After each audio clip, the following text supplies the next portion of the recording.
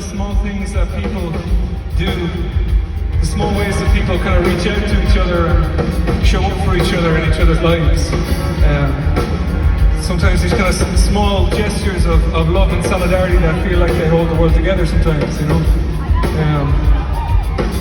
Each and every one of us, in small and big ways, might turn to people in our lives, our friends and family. We show up for them and we say, hey, I see what you're going through and I'm here for you, you know. And also to kind of remind myself of the legacy of protest and everything that we have to be thankful for. That protest once upon a time gave us, that sometimes we forget about, you know. And where I draw the line between those two things is that oftentimes those same acts of protest are people either voting with their feet or voting with in the ballot box. That's people showing up for their neighbors, showing up for their community, showing up for their friends and family, showing up for... And there's so many things we take for granted that direct action or community organization gave us. We take for granted that we should have a weekend to look forward to. You know, we have a Saturday and Sunday. That was something that the labor movement had to fight very, very, very hard for, you know. We take for granted that every single citizen should have the right to vote. Something that wasn't the case within living memory. We take for granted that women should have the right to vote, you know.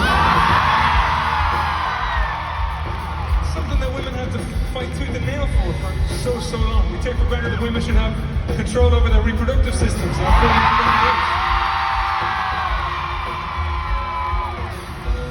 Something that my country did not achieve until 2018, a few years ago.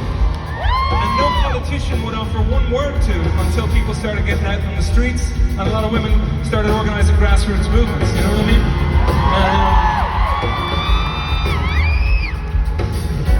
You know, we, as I said, I recorded this with Mavis Staples, and as you know, her family, the Staples singers, Mavis Staples and her brothers and sisters, her father, Pop Staples, they used to sing before speeches during the American Civil Rights Movement here in the 1960s. I come from Ireland, you know. I don't know if anyone here has any Irish heritage.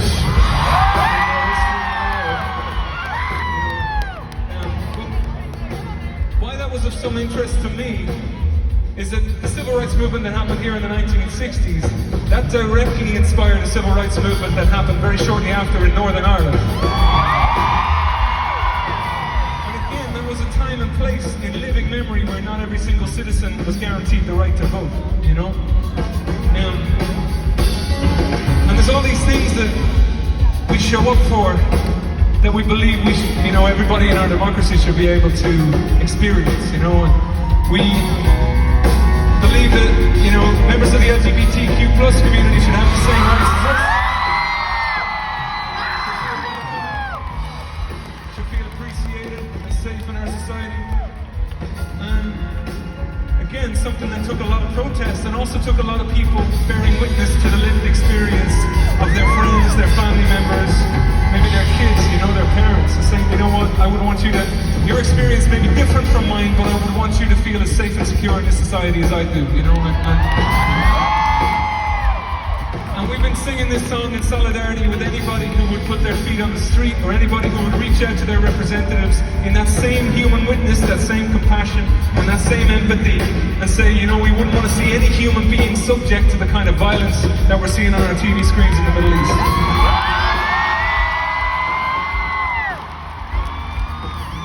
Anybody who would reach out to their representatives and ask them to support meaningfully a ceasefire, and peace and safety and security for everybody in that region, for everybody in that region. And that would mean, of course, seeing a Palestine free from occupation and seeing a Palestine free from violence. Again, as I said, I come from Ireland. And Ireland has centuries of history of occupation, of foreign occupation and occupational violence.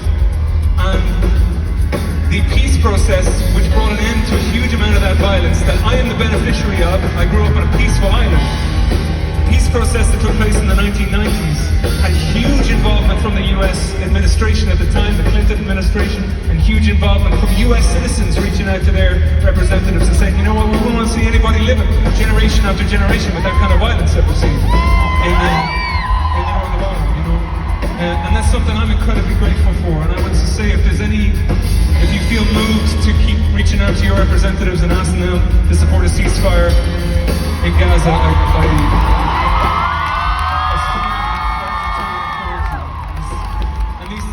these things are meaningful, these things are powerful, and the way that people show up for each other in moments like this, and show up for people around the world in moments like this, are incredibly powerful. I want to say thank you so much for letting me speak from the heart, and thank you for letting me witness the kind of good